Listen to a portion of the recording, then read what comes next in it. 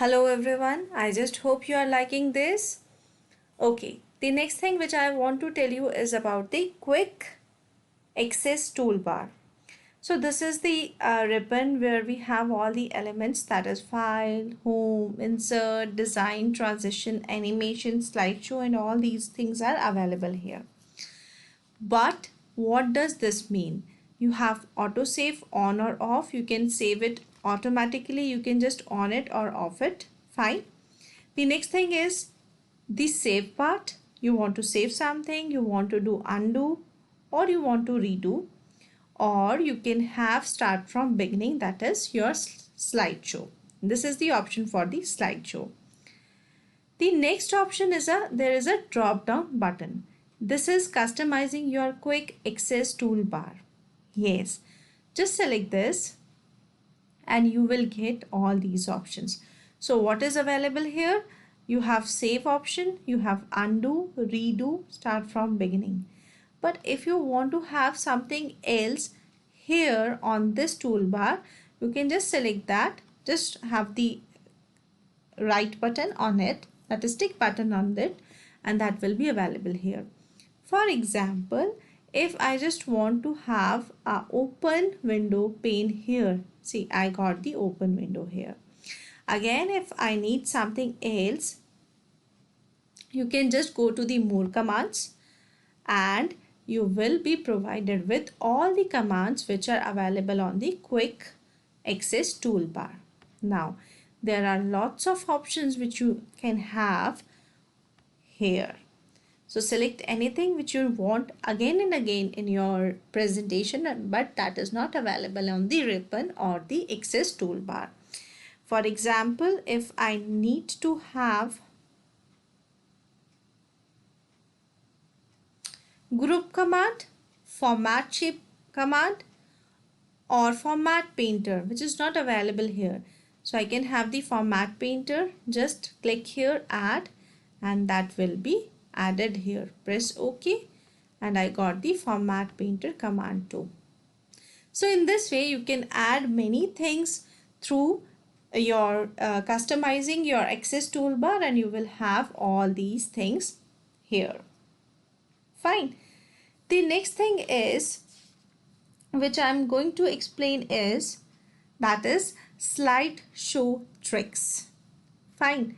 So for that I will be having one slideshow and then we will have the slideshow tricks for that. You can see the slideshow tricks by just pressing the F1. Once I just press F1 key, we will have all the things available here in the help. You can have the recommended topics, that is slides and layouts.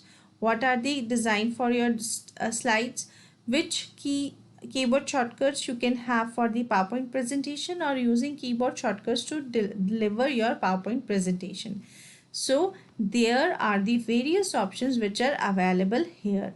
You can have plus sign, you can have minus sign, you can have comma, and all these options are available here. If you need to have, if you press F5, your presentation will start from the beginning. If you press the shift F5, the presentation start a presentation from the current slide.